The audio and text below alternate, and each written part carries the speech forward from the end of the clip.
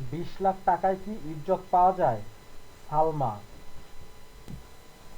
Close up one তারকা মৌসুমী আক্তার সালমা ও দিনাজপুর ৬ আসনের সরকার দলীয় এমপি শিবলি সাদিকের বিবাহ বিচ্ছেদ এখন মিডিয়ায় টপ অব দ্য কান্ট্রি।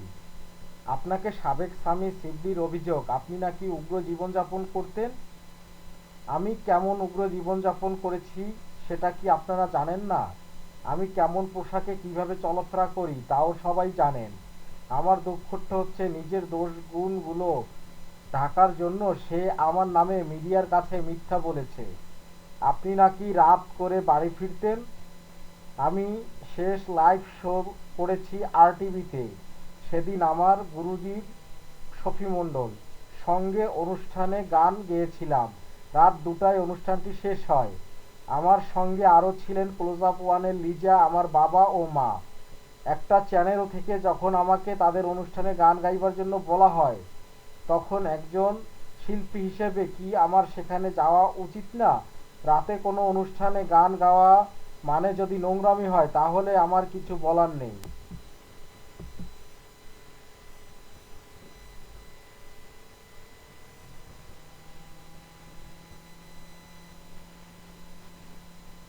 টাকা নেওয়ার জন্য নাকি ডিভোর্সের সিদ্ধান্ত নিয়েছেন?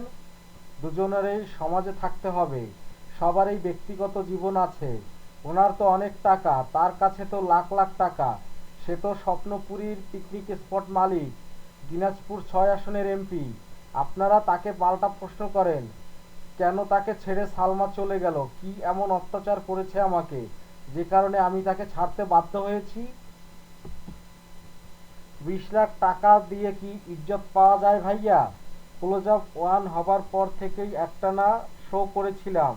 একজন ফোক শিল্পীর প্রতি মাসে 10-12টা শো থাকেই, যেখান থেকে পাওয়ার টাকার অঙ্কটাও কম না। যদি অর্থের পেছনে ছুটতাম তাহলে এমন ক্রেজের সময় সব কিছু ছেড়ে কেন সংসার আঁকড়ে ধরেছিলাম।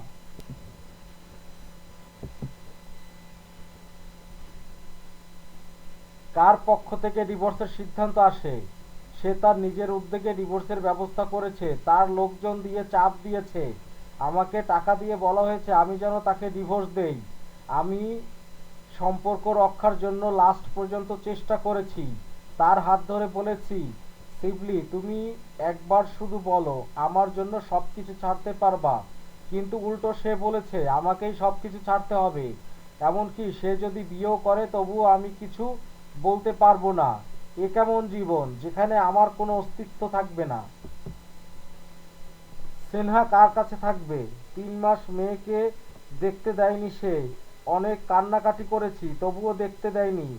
একটা পর্যায়ে আমি তাকে বলেছি একজন মা হিসাবে আমাকে আমার সন্তানের জন্য লড়বো। মা হিসাবে আমারও অধিকার আছে। সন্তানের জন্য যেখানে যেতে হয় আমি যাব, যা করতে হয় করব। আমার কাছ থেকে মেয়েকে কেড়ে নিয়ে ফেসবুকে আজেবাজে কথা বলেছে কেরিয়ারের জন্য আমি নাকি সন্তানকে ছেড়ে এসেছি। কিন্তু এসব মিথ্যা। আমার কাছ থেকে সন্তানকে কেড়ে নেওয়া হয়েছিল।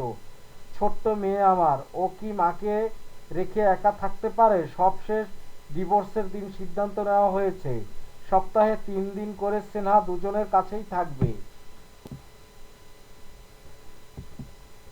বাড়ি ছেড়েছিলেন কেন? আমি রাতের পর রাত তার জন্য অপেক্ষা করেছি কিন্তু সে আমার কাছে আসেনি। সে কখনোই আমাকে সময় দেয়নি, সবসময় রাজনীতির দোহাই দিত। অন্য রাজনীতিকদের কি বউ বাচ্চা নাই?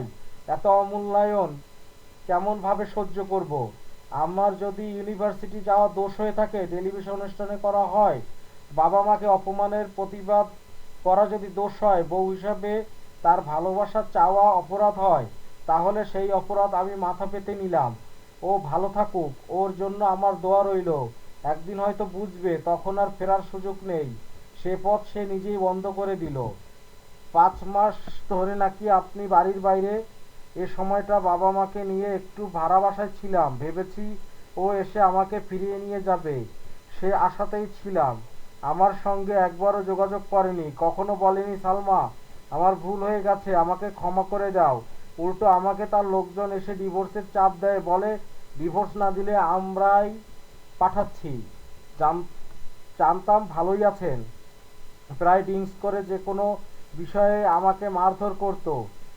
আমি মেয়ে বলে তার অত্যাচার সহ্য করব এমন ভাবার কারণ নেই। সমাজের কথা ভেবে 6টা বছর গুমরে গুমরে কেঁদেছি, গান থেকে বিরত থেকেছি এই সংসারটা আঁকড়ে ধরবো বলে। এমনকি কয়েকবার সুইসাইড করতেও গিয়েছিলাম, কিন্তু শেষ রক্ষা হলো না।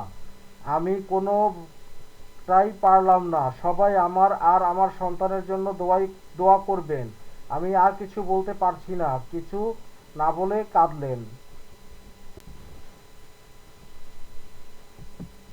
কিছুক্ষণ পর আবার শুরু করলেন সালমা, লাস্ট একটা কথাই বলবো। আমি ওকে অনেক ভালোবাসি, আমার পুরো পৃথিবী জুড়েই ছিল সে। তার কি একটিবারও মনে হচ্ছে না আমার ছোট্ট বউটা ও মেয়েটাকে কেন হাসির পাত্র বানাচ্ছি? আজ থেকে 7 দিন আগে আমাদের ডিভোর্স হয়েছে, তার কথা ভেবেই আমি কাউকে বলিনি। সামনে নির্বাচন, এটা প্রকাশ হলে হয়তো তার ক্ষতি হবে, অথচ সে তার লোকজন দিয়ে বাজে বাজে সংবাদ প্রচার করছে। এখন কি করবেন? আমি গানের সঙ্গেই থাকবো। এলএলবি পড়ছি, সেনা একমাত্র মেয়ে, আমার একমাত্র অবলম্বন। আমি বিয়ের কথা আর ভাবছি না। আমার বাবা মাও আমার কাছে সন্তান, তাদের নিয়েই ভালো থাকতে চাই।